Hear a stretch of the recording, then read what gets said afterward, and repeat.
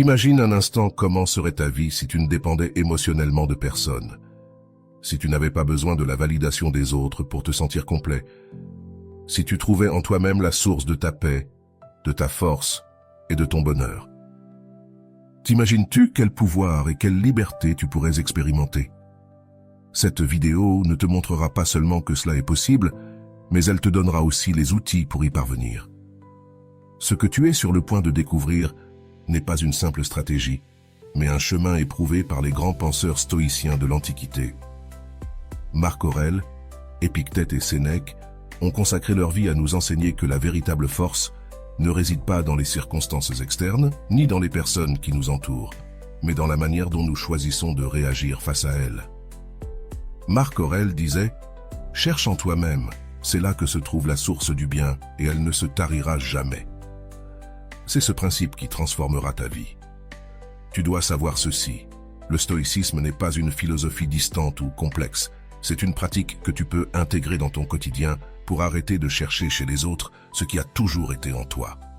Lorsque tu maîtrises ces principes, il ne s'agit pas de t'isoler du monde, mais d'apprendre à vivre en lui sans dépendre de son approbation ou de son acceptation. Cela ne te rendra pas seulement plus fort, mais cela te transformera aussi en une personne capable d'inspirer et de diriger avec sérieux.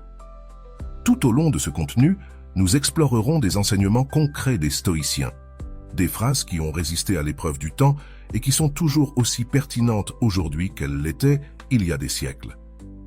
Nous te montrerons comment ces idées peuvent t'aider à surmonter les adversités, à gérer tes émotions et, le plus important, à trouver en toi la paix que tu cherches. Ne pars pas, car ce qui vient n'est pas une théorie vide, mais un ensemble d'outils pratiques que tu peux appliquer dès aujourd'hui pour commencer à vivre de manière plus épanouie et authentique. Marc Aurèle avait raison, la source du bien est en toi.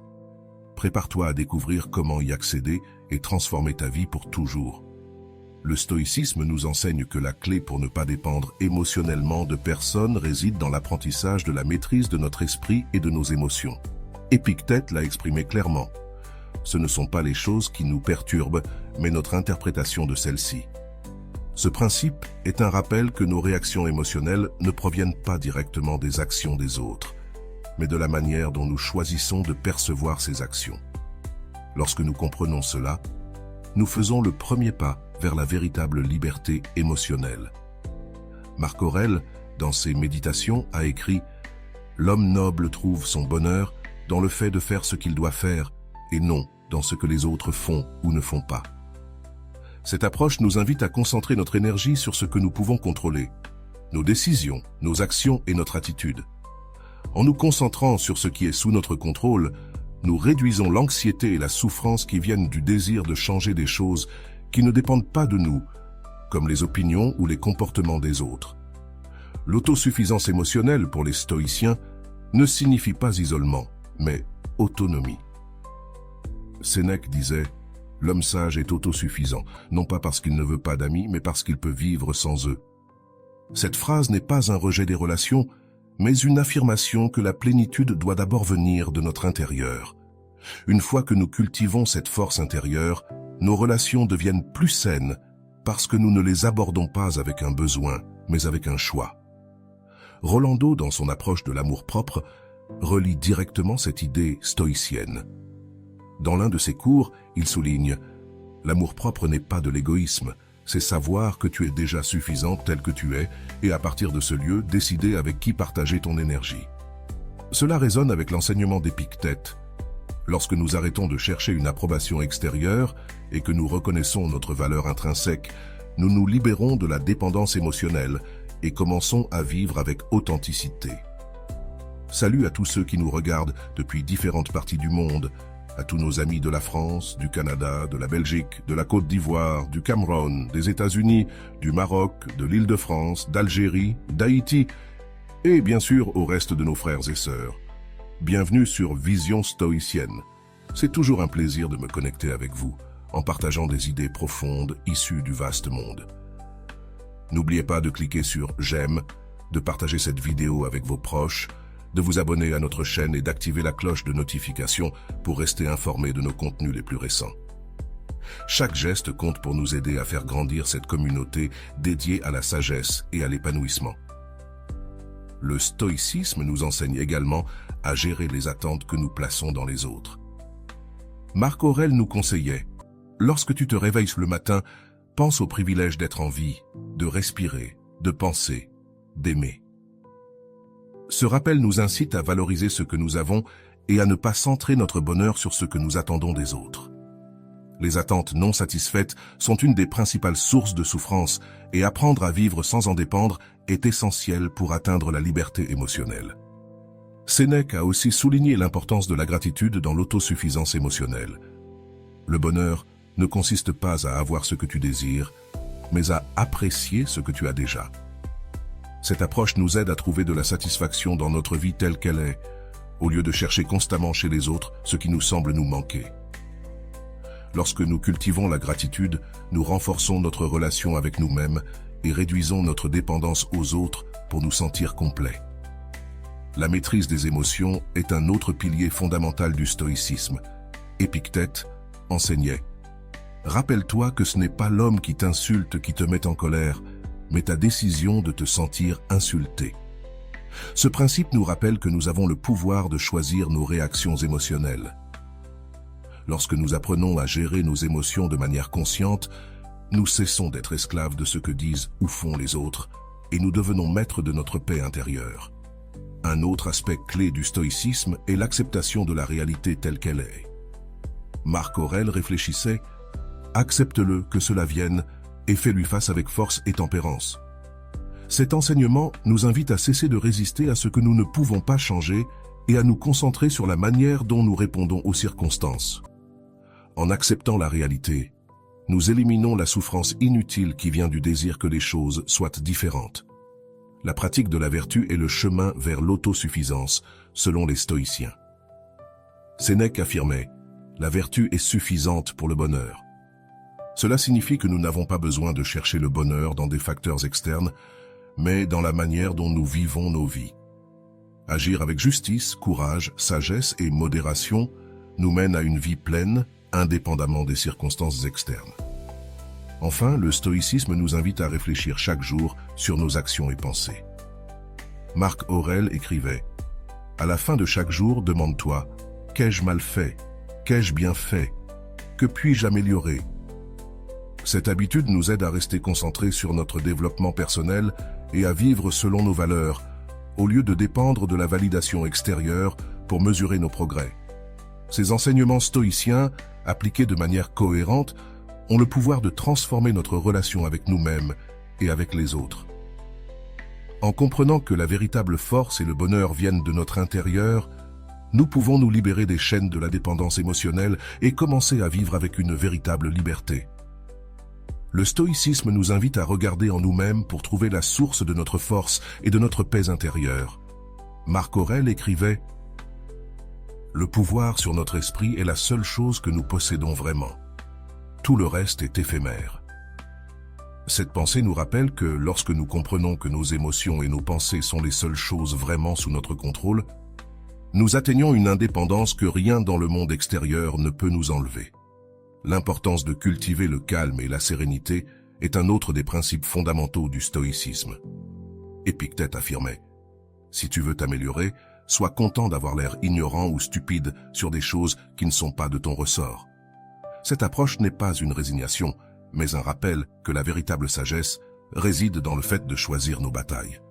Lorsque nous cessons de nous inquiéter de ce qui n'a pas d'importance, nous libérons de l'énergie mentale pour ce qui nous bénéficie réellement. Sénèque, de son côté, a insisté sur la nécessité d'éviter les comparaisons avec les autres.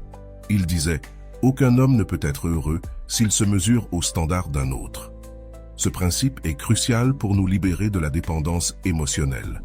Lorsque nous arrêtons de chercher l'approbation des autres et nous concentrons sur notre propre progression, nous trouvons une satisfaction véritable et durable.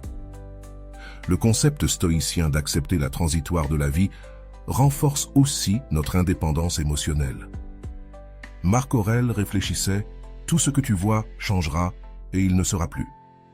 Réfléchis à la transitoire des choses et apprends à les aimer tant que tu les as. En acceptant que tout est temporaire, des relations aux difficultés, nous réduisons l'attachement et nous nous concentrons sur vivre pleinement l'instant présent. Épictète nous encourage à nous préparer à faire face aux défis avec force. Aucune grande chose ne se réalise facilement, tout exige du temps et des efforts.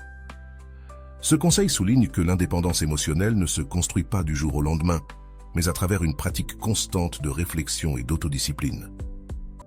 Combien de fois te permets-tu de t'arrêter et de réfléchir sur la manière dont tu affrontes tes défis quotidiens?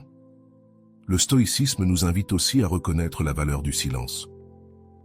Marc Aurèle écrivait « Dis seulement ce qui est nécessaire, et en peu de mots. » Cette approche minimaliste, tant dans les paroles que dans les pensées, nous aide à éviter les conflits inutiles et à nous concentrer sur ce qui est vraiment important. En apprenant à parler moins et à agir plus, nous projetons un calme et une sécurité qui renforcent notre connexion avec nous-mêmes. La pratique de la modération, l'une des 4 vertus cardinales du stoïcisme, est essentielle pour maintenir l'équilibre intérieur. Sénèque disait « Le bonheur consiste à ne pas désirer plus que ce dont tu as besoin. » Ce principe nous enseigne que l'excès, qu'il soit matériel ou émotionnel, nous éloigne de notre paix intérieure. Lorsque nous apprenons à vivre avec l'essentiel, nous découvrons que nous n'avons besoin de personne d'autre pour nous sentir complets. Le stoïcisme nous rappelle aussi l'importance d'être présent. Épictète disait « Vis dans l'instant, ne laisse pas le passé t'oppresser, ni que le futur te remplisse d'anxiété en centrant notre attention sur l'instant présent. » En évitant cela, nous réduisons la souffrance inutile et nous nous connectons à la réalité telle qu'elle est, sans distorsion ni attentes irréalistes. L'autosuffisance émotionnelle ne signifie pas que nous devons nous isoler des autres, mais que nous pouvons interagir depuis un endroit de force intérieure. Marc Aurèle disait « Fais le bien sans attendre de reconnaissance. » Cette approche nous invite à contribuer au bien-être de ceux qui nous entourent sans dépendre de leur approbation. Lorsque nous agissons par vertu et non par récompense, nous libérons nos actions des chaînes de la validation externe. Le stoïcisme nous invite également à pratiquer la gratitude comme un chemin vers l'indépendance émotionnelle. Sénèque écrivait « Celui qui est reconnaissant vit dans l'abondance. » Lorsque nous remercions pour ce que nous avons, au lieu de nous concentrer sur ce qui nous manque, nous trouvons un sentiment de plénitude qui ne peut être altéré par les circonstances ou les actions des autres.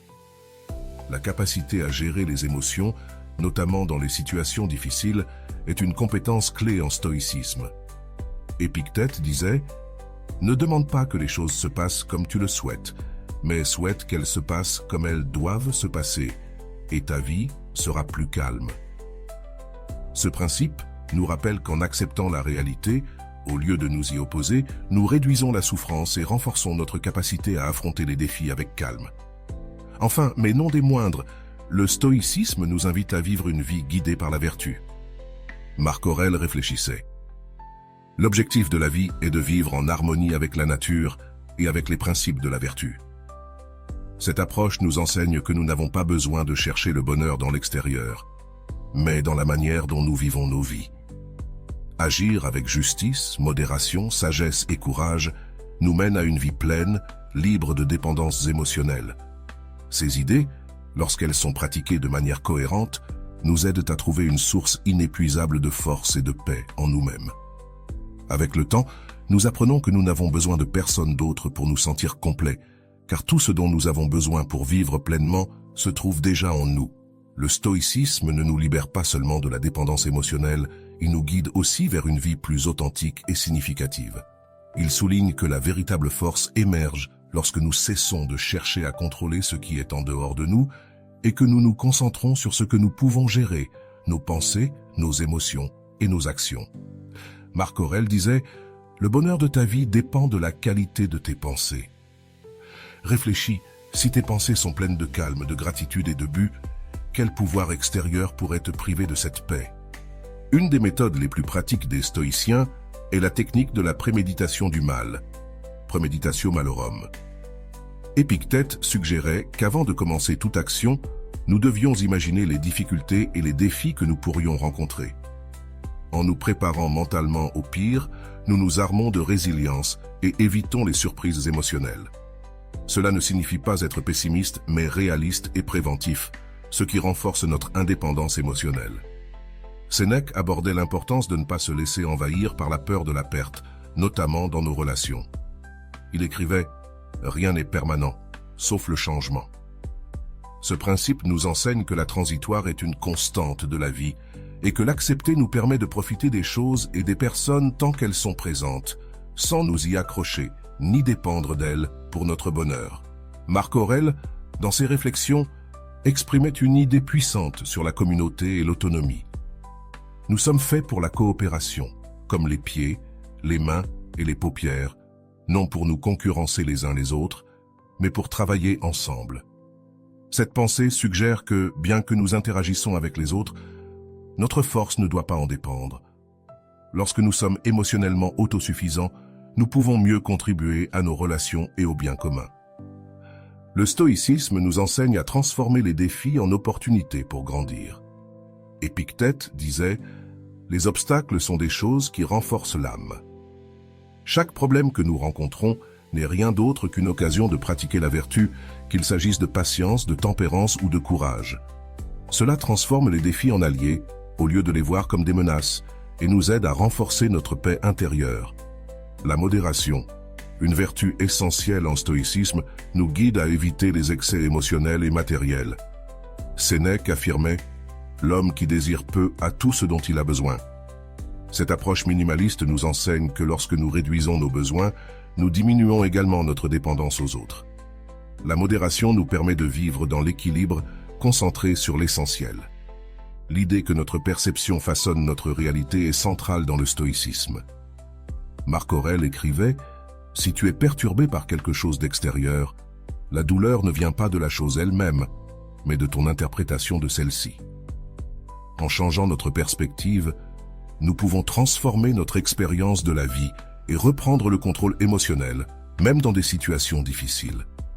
La gratitude joue également un rôle clé dans l'autosuffisance émotionnelle. Épictète disait « Ne te lamente pas pour ce que tu n'as pas, réjouis-toi de ce que tu as. » Cette attitude nous aide à nous concentrer sur le positif, au lieu de chercher à l'extérieur ce que nous pouvons déjà trouver en nous-mêmes. La gratitude quotidienne renforce notre relation avec nous-mêmes et avec la vie. Le stoïcisme nous invite à pratiquer le détachement sans abandonner nos liens avec les autres. Marc Aurèle réfléchissait « Aime les gens, mais ne dépend pas d'eux pour être heureux. » Cet équilibre nous permet de profiter de nos relations sans les transformer en une source d'anxiété ou de dépendance. Lorsque nous aimons depuis la liberté, nos connexions deviennent plus authentiques.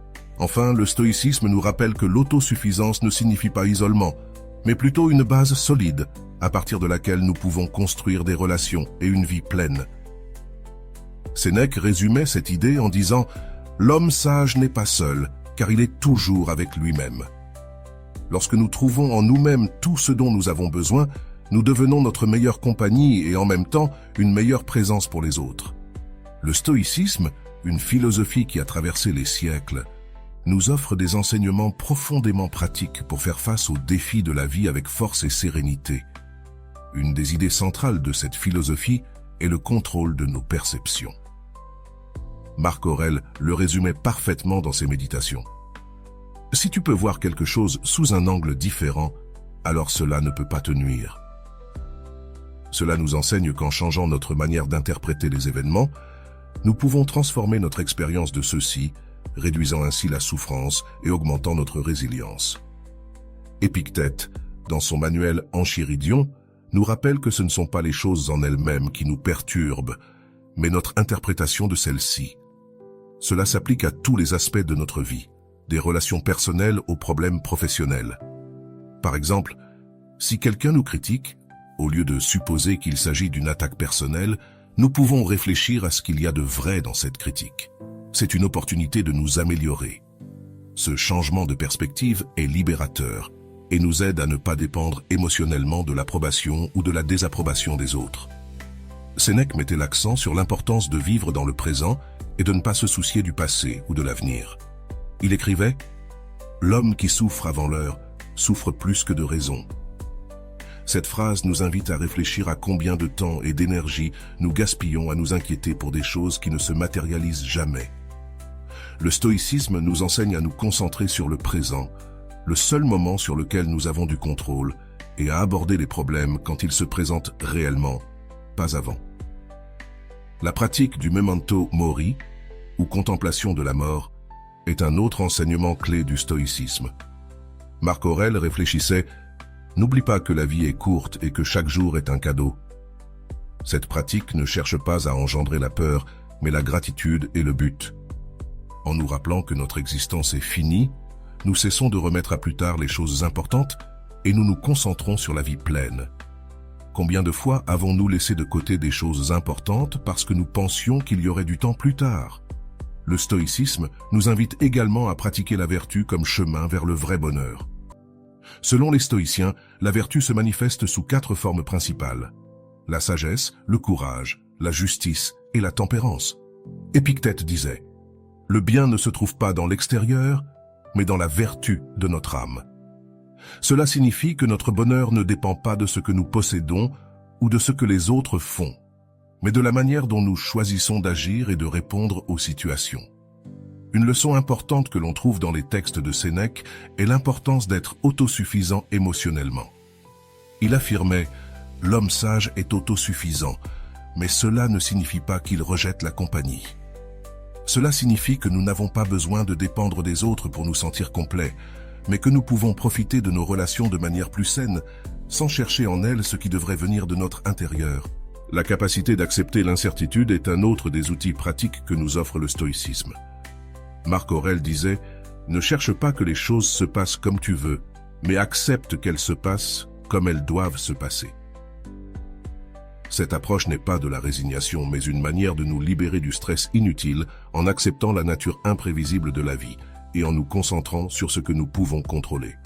Le contrôle émotionnel, un pilier du stoïcisme, est une pratique quotidienne qui nous permet de répondre plutôt que de réagir.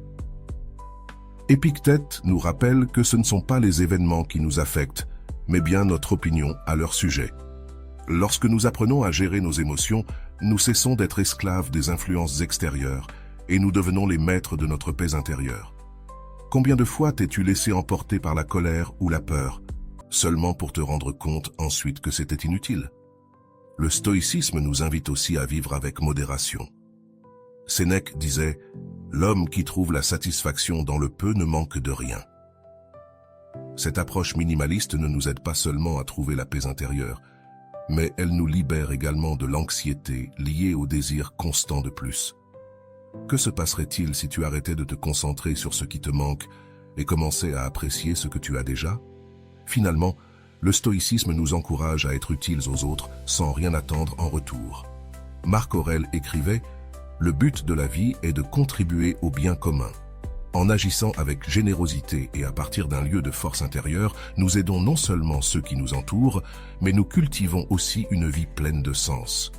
Ce principe nous libère de la dépendance émotionnelle, car nous agissons à partir d'un lieu d'autonomie et de vertu. » Ces enseignements, bien que anciens, sont incroyablement pertinents dans la vie moderne.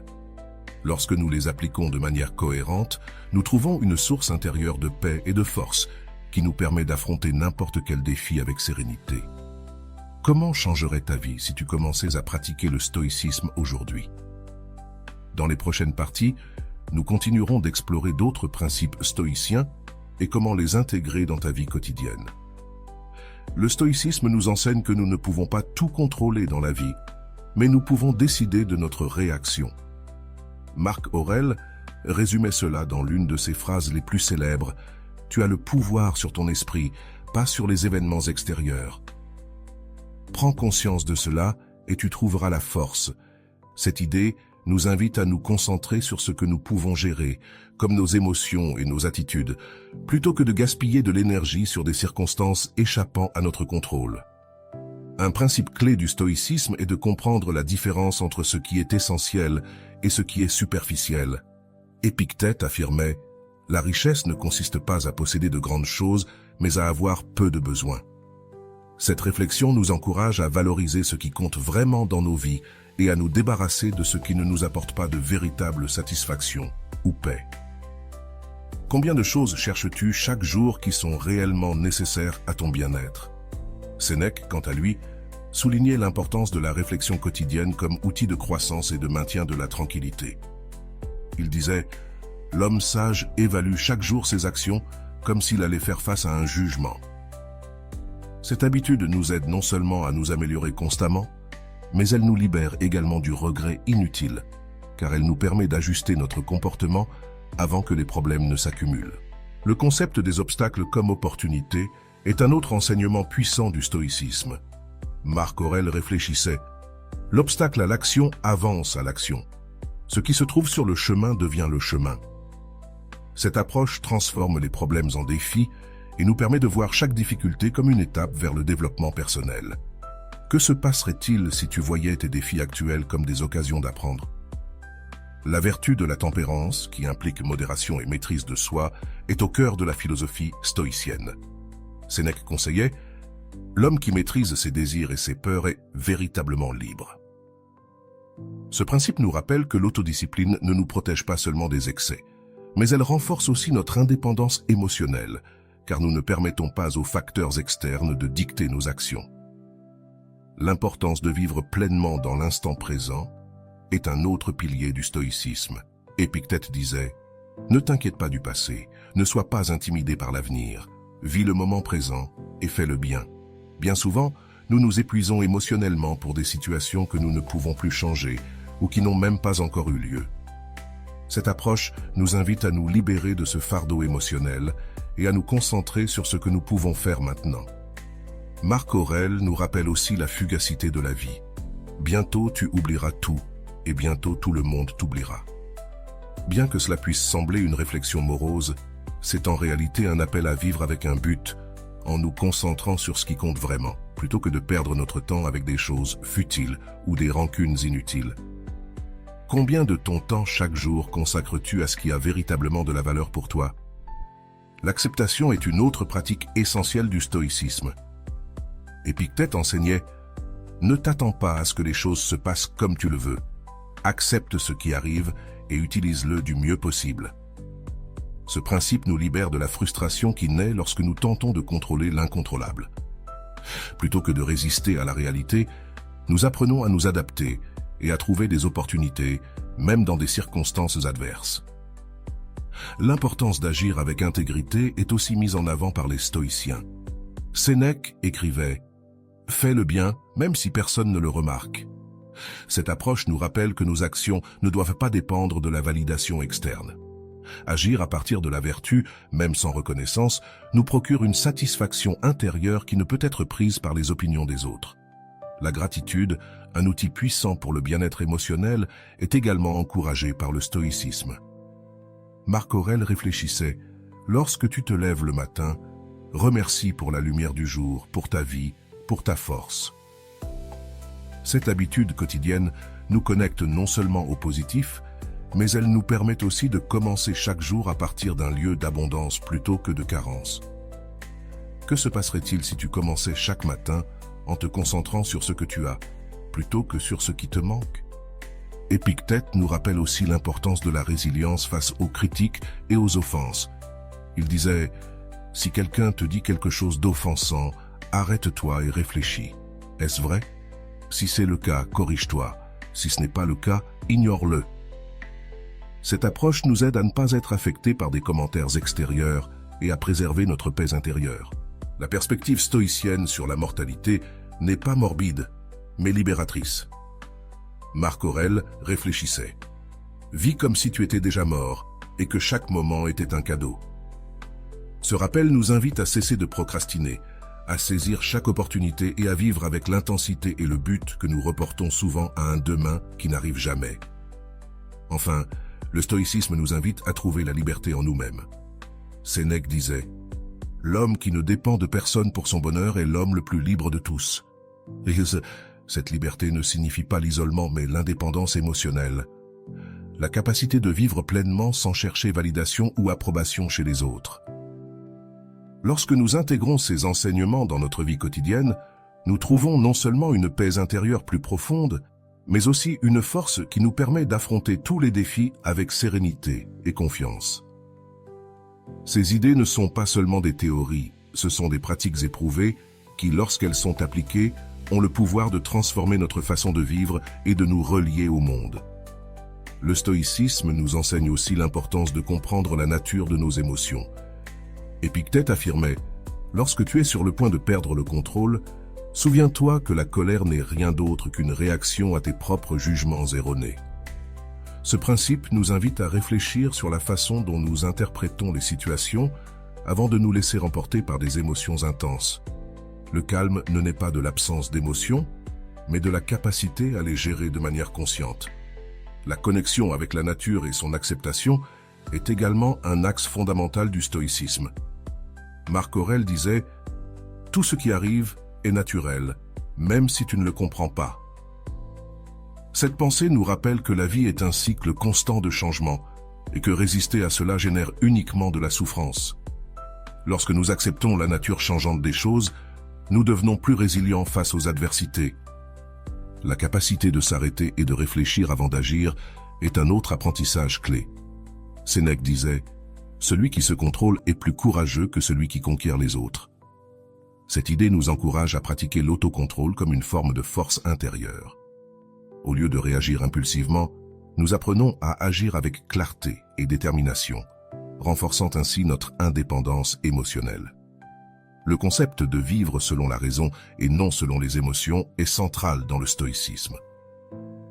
Épictète enseignait « Choisis tes actions en fonction de ce qui est juste, pas de ce que tu ressens à l'instant. » Cela ne signifie pas ignorer les émotions, mais plutôt les intégrer de manière à ce qu'elles ne dominent pas nos décisions.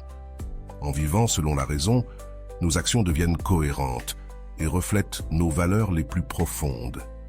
La gratitude n'est pas seulement une habitude positive, mais aussi un acte de sagesse stoïcienne, comme le réfléchissait Marc Aurèle. Ce n'est pas le bonheur qui nous rend reconnaissants, mais la gratitude qui nous rend heureux. Ce principe nous enseigne qu'en reconnaissant ce qui est bon dans nos vies, nous cultivons une mentalité d'abondance qui renforce notre paix intérieure et réduit notre dépendance émotionnelle. Sénèque soulignait également l'importance de ne pas porter le poids des erreurs passées. Il disait « Le passé ne peut pas être changé, mais le présent appartient pour le façonner. » Cette approche nous libère du regret et nous encourage à nous concentrer sur ce que nous pouvons faire aujourd'hui pour améliorer nos vies, au lieu de pleurer ce que nous ne pouvons plus changer. L'humilité, une vertu centrale pour les stoïciens, nous aide à éviter les pièges de l'ego. Marc Aurèle écrivait « Rappelle-toi que tu n'es pas indispensable et que nous sommes tous remplaçables. » Cette pensée ne cherche pas à nous diminuer, mais à nous libérer de la pression d'être parfait ou de chercher constamment la validation extérieure. Lorsque nous embrassons l'humilité, nous trouvons une liberté qui nous permet de vivre plus authentiquement. La valeur de la communauté et de la coopération est un autre aspect fondamental du stoïcisme. Marc Aurèle disait « Aucun homme n'est une île, nous faisons tous partie d'une communauté plus grande. » Ce principe nous rappelle que, bien que nous puissions être émotionnellement autosuffisants, nos relations et nos contributions au bien-être collectif sont aussi essentielles pour une vie épanouie. Agir depuis un lieu de force intérieure nous permet d'être meilleurs pour ceux qui nous entourent. La pratique de la contemplation quotidienne que Marc Aurèle réalisait chaque soir est une habitude transformatrice. Il réfléchissait. Examine tes actions du jour et demande-toi, ai-je fait ce qui est juste? Ai-je agi avec vertu? Cet exercice ne nous aide pas seulement à grandir, mais il nous permet également de rester alignés avec nos valeurs, ce qui renforce notre indépendance émotionnelle. Enfin, le stoïcisme nous invite à vivre avec un but et une clarté. Épictète affirmait « Ne perds pas ta vie à vivre selon les attentes des autres. » Ce rappel nous encourage à identifier ce que nous valorisons vraiment et à vivre selon cela, au lieu de nous laisser guider par ce que les autres pensent ou attendent de nous. En vivant avec un but, nous trouvons une paix intérieure qui nous libère de la nécessité de dépendre des autres pour nous sentir accomplis. Dans une ville où les saisons changent avec une précision stoïcienne, comme si le temps lui-même suivait les enseignements de Marc Aurèle, vivait Adrian, un homme d'environ 38 ans. Ses cheveux châtains, légèrement en désordre, se mêlaient aux premières mèches grises que le stress de son travail avait laissées dans sa vie. Il portait toujours une chemise blanche impeccable, retroussée jusqu'au coude, et un pantalon gris qui s'accordait avec ses chaussures usées, reflet de ses constantes promenades dans le centre-ville. C'était l'automne et les feuilles jaunes recouvraient les principales avenues.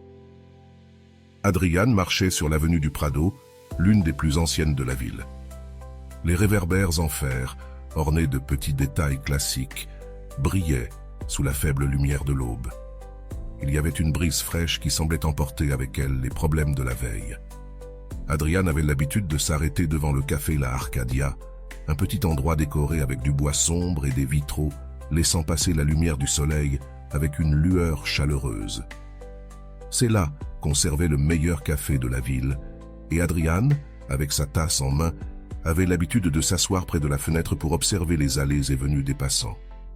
Ce jour-là, en particulier, le temps semblait refléter son état d'esprit, un mélange de calme et de tempête. Il avait reçu un appel ce matin-là. Un client clé de son entreprise de conseil l'avait laissé sans explication. En sirotant son café, il réfléchissait à comment gérer la situation. À une autre époque, il aurait paniqué. Mais ces derniers mois, il avait commencé à lire Marc Aurèle et Sénèque, et leurs paroles étaient devenues un guide silencieux. Tout ce que tu entends est une opinion, pas un fait. Tout ce que tu vois est une perspective, pas la vérité, se rappela-t-il en regardant par la fenêtre. Adrian décida de sortir du café et de marcher vers le parc des Lauriers, un endroit spacieux et tranquille au centre de la ville. Les bancs en marbre étaient froids au toucher et le bruit des fontaines créait un rythme apaisant. Alors qu'il marchait sur les sentiers bordés d'arbres, il croisa un vieil homme vendant des livres d'occasion. Son stand improvisé, fait de caisses en bois, était rempli de volumes de philosophie, d'histoire et de poésie. Adrian s'arrêta et trouva un exemplaire usé des Méditations de Marc Aurèle. « Prenez-le » dit le vieil homme avec un sourire aimable. « Il semble que ce livre vous cherche. » Avec le livre sous le bras, Adrian reprit sa route vers son bureau. C'était un bâtiment moderne, avec des murs en verre reflétant le ciel nuageux. En entrant, son assistante, Carla, l'accueillit avec une liste de réunions et un air préoccupé. « Le client qui a annulé a laissé un vide important dans le budget, » lui dit-elle. Adrian acquiesça, mais au lieu de s'inquiéter, il se rappela les paroles d'Épictète. « Ce ne sont pas les événements qui nous affectent, mais notre interprétation d'eux. » Il décida d'appeler les membres de son équipe pour discuter de nouvelles stratégies. Lors de la réunion, le ton d'Adrian était calme mais ferme. Il expliqua que, bien que la situation fût difficile, elle représentait aussi une occasion d'explorer de nouveaux marchés. « Nous ne pouvons pas contrôler ce que fait le client, mais nous pouvons contrôler notre réponse, » dit-il à son équipe. Habitué à le voir plus réactif, l'équipe remarqua un changement dans son attitude. Même Carla, qui semblait toujours stressée, commença à se détendre en percevant la sérénité de son patron. Cet après-midi-là, Adrian dut faire face à une autre situation compliquée. Son fils Thomas, âgé de 14 ans, avait eu des problèmes à l'école. On l'avait appelé pour parler avec le directeur et à son arrivée, on l'accueillit dans un bureau austère avec des murs décorés de diplômes et des étagères remplies de livres de psychologie. Thomas était assis, la tête baissée, tandis que le directeur expliquait qu'il avait eu une altercation avec un autre élève. Adrian écouta attentivement et, au lieu de réagir avec colère, regarda son fils et se rappela les mots de Sénèque. « Dans le calme se trouve la force ». Il demanda à Thomas d'expliquer sa version des faits et ensemble, ils travaillèrent sur comment mieux gérer les émotions la prochaine fois. À la fin de la journée, Adrian rentra chez lui. C'était un appartement simple, mais accueillant, avec des murs couverts de photographies familiales et des étagères remplies de livres. Après le dîner, il prit l'exemplaire des Méditations qu'il avait acheté ce matin-là et s'assit près de la fenêtre du salon. De là, il pouvait voir les lumières de la ville s'étendre jusqu'à l'horizon. Il ouvrit le livre sur une page au hasard et lut « Rappelle-toi toujours que tu ne contrôles que tes actions et tes pensées. » En fermant le livre, il ressentit une profonde sérénité qui le remplit de gratitude. Il n'avait pas résolu tous ses problèmes, mais il savait qu'il était sur la bonne voie.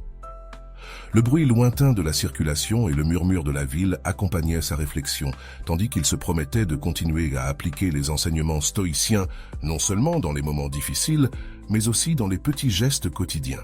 Tout au long de l'histoire, Adrian appliqua les principes stoïciens dans des situations quotidiennes qui auraient facilement pu le déborder. À chaque moment critique, il montre comment les enseignements de Marc Aurèle, Sénèque et Épictète peuvent être des outils pratiques pour faire face aux défis de la vie. Mais au-delà de son expérience, je t'invite maintenant à réfléchir. Comment pourrais-tu intégrer ces mêmes principes dans ta propre vie? D'abord, réfléchissons à la gestion des émotions. Adrian a affronté la perte d'un client clé et au lieu de paniquer, il se rappela les paroles d'Épictète. Ce ne sont pas les événements qui nous affectent, mais notre interprétation d'eux. Cela lui a permis de prendre des décisions avec calme. Demande-toi, combien de fois as-tu réagi impulsivement face à un problème? Que pourrais-tu changer si, au lieu de réagir, tu prenais un moment pour réfléchir à la situation? Un autre moment clé fut sa rencontre avec le vieil homme dans le parc. Ce simple acte de s'arrêter pour acheter un livre montrait une ouverture à de nouvelles idées et outils. Comme le disait Marc Aurèle, accepte tout ce que le destin t'apporte et utilise-le comme une occasion de t'améliorer. Quelles opportunités pourrais-tu laisser passer parce que tu es trop concentré sur les problèmes? Adrian montra également de l'autocontrôle et de la tempérance en abordant les problèmes de son fils.